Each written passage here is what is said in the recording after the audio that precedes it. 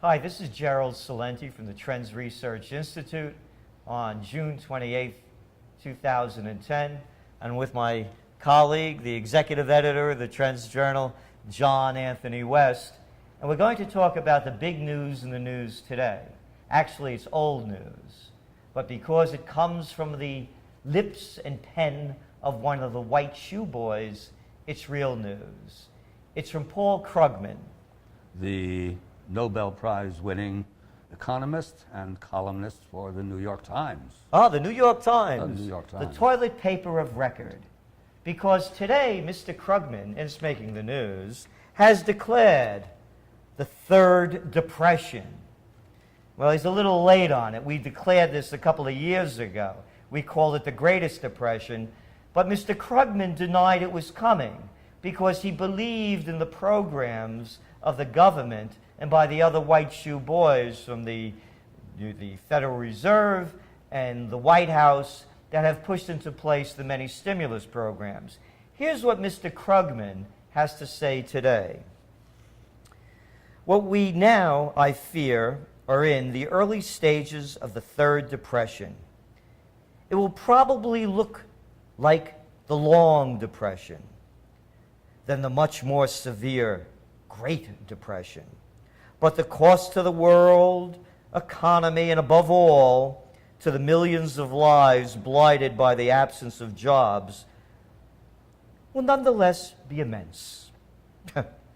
Who else counts but the people? The economy is an abstract. And this Third Depression will be primarily a failure of policy. No, it won't. The policy fails all the time. It's the white shoe boys from Wall Street that are robbing the country blind, not a failure of policy. The Greatest Depression is underway. It's going to continue to go on. All the policy in the world isn't going to stop it. Governments are obsessing about inflation when the real threat is deflation, says Krugman, preaching the need for belt-tightening when the real problem is inadequate spending. What do you have to say about this, John? I would say that this is a sure recipe for success, because how do you get out of debt other than incurring more debt? Right. If you can't pay your second mortgage, you take out a third mortgage, providing you can find a bank that will give you a third mortgage, which of course you can't do. So most of us are prevented from going completely belly up by the facts on the ground of not being able to get a third mortgage, but that doesn't stop the government. So more spending. Krugman Definitely wants more spending, so we should spend more, go deeper in debt so everybody could work harder to pay off the losses that the government is incurring. This is total irresponsibility, yet it keeps being put up before us as though sensible people are talking.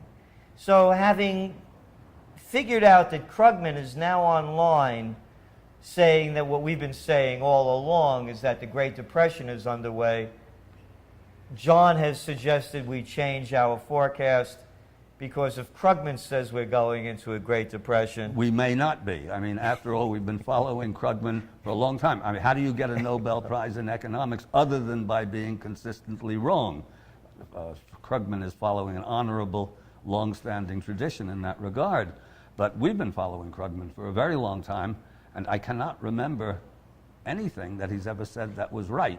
So in this case, if he's forecasting, we're in a pickle. He's forecasting a great depression coming up. We've been forecasting a depression coming up for years now. But if Krugman is always wrong, it means that there's not going to be a depression, and maybe we have to change our forecast for a change, because we've also been, whereas he's been wrong, we've been right. So I'm in something of a quandary here, and I'm wondering exactly what we should do here. I have one suggestion. Maybe the New York Times should drop Krugman as a columnist. No. If the Times drops Krugman, then they'll have somebody speaking other than the company line. So they have to keep Krugman. I don't know that. I'm sure they can find plenty of people to speak the party line.